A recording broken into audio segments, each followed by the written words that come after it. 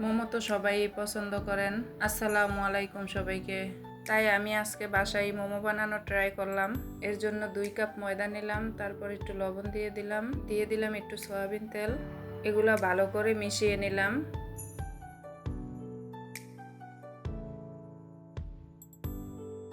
অল্প অল্প করে পানি দিয়ে মাখিয়ে নিলাম।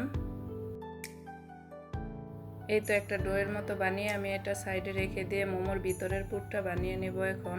তার জন্য মাংসটা আমি ব্লেন্ডার করে নিলাম। এই তো এক এক করে আমি মাংসের মধ্যে আদা রসুন দিয়ে দিলাম, গরম মশলার ফাঁকি দিলাম, তারপর একটু পেঁয়াজ দিলাম, ধনিয়া পাতা দিলাম, কাঁচামরিচ দিলাম, গাজর দিয়ে দিলাম, একটু গোলমরিচের ফাঁকি দিয়ে দিলাম, এর মধ্যে একটু লেবু চিপে দিলাম, একটু শুকনো মরিচের ফাঁকি দিলাম, তারপর লবণ দিলাম, একটু টমেটোর সস দিয়ে দিলাম। এই তো তারপর মাংসটা আমি ভালো করে হাত দিয়ে মাখিয়ে নিলাম।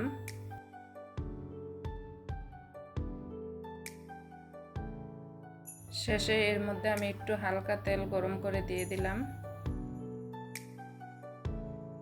এই তো আমি একটা বড় রুটি বানিয়ে তারপর ছোট ছোট করে গোল গোল করে কেটে নিলাম।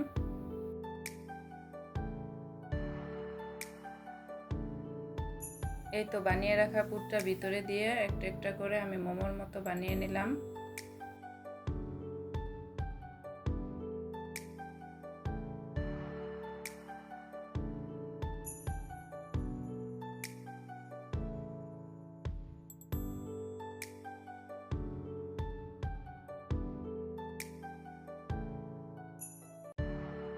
এই তো কয়েকটা অন্থন শেপও বানিয়ে নিলাম।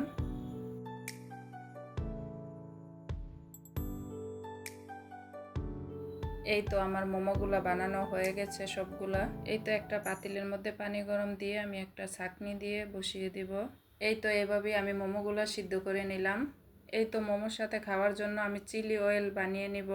এই তো প্রথমে একটু টালা মরিচের ফাঁকি দিলাম, তারপরে একটু মরিচের ফাঁকি দিলাম,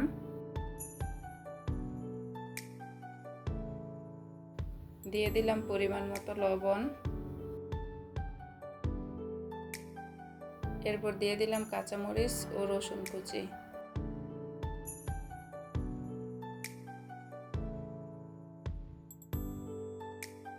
এই তো এর মধ্যে দিয়ে দিলাম সয়াবিন তেল গরম করে।